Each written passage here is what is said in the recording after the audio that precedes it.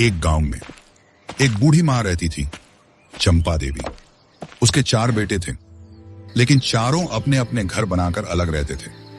उन्होंने अपनी मां के लिए गांव की पुरानी जमीन पर एक छोटी सी झोपड़ी बना दी थी, जहां चंपा देवी अकेली रहती थी। अब उम्र बहुत हो चुकी थी, कमर में हर समय दर्द रहता, हाथ पैर भी साथ नहीं देते थे। पहले जैसे काम अब नहीं होते थे। दिन भर वो झोपड़ी के बाहर बैठकर बस रास्ता देखती रहती, शायद कोई बेटा आए, लेकिन को नहीं आता था। एक दिन चंपा देवी ने सोचा, इतने दिन हो गए बेटे बहू से मिले हुए, वो तो आएंगे नहीं, मैं ही चली जाती हूँ मिलने। चंपा देवी ने सोचा, क्यों ना कुछ दिन बड़े बेटे के घर हो आऊं, वे मुझे देखकर बहुत खुश होंगे। वो धीरे धीरे लाठी के सहारे उठी और चल पड़ी अपने बड़े बेटे के घर की तरफ। दोपहर की तेज धूप, सूखी जमीन और हवा भी जैसे थम सी गई थी।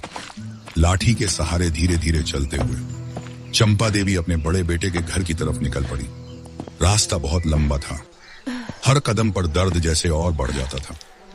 कुछ दूर चलने के बाद उनकी सांसें तेज हो गईं, पैर कांपने लगे।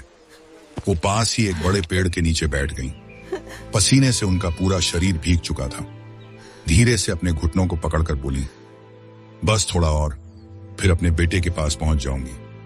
उनकी आंखों में उम्मीद थी कि बेटा देखेगा तो गले लगा लेगा। थोड़ी देर आराम करने के बाद वो फिर उठी, लाठी टिकाते हुए धीरे धीरे कदम बढ़ाने लगी। हर कदम जैसे दर्द से भरा था, लेकिन दिल में उम्मीद उन्हें आगे बढ़ा रही थी। कई घंटे चलने के बाद उनका गला सूख गया, होंठ फटने लगे। उन्हें जोर की प्यास लगी। तभी उन्हें एक घर दिखाई दिया।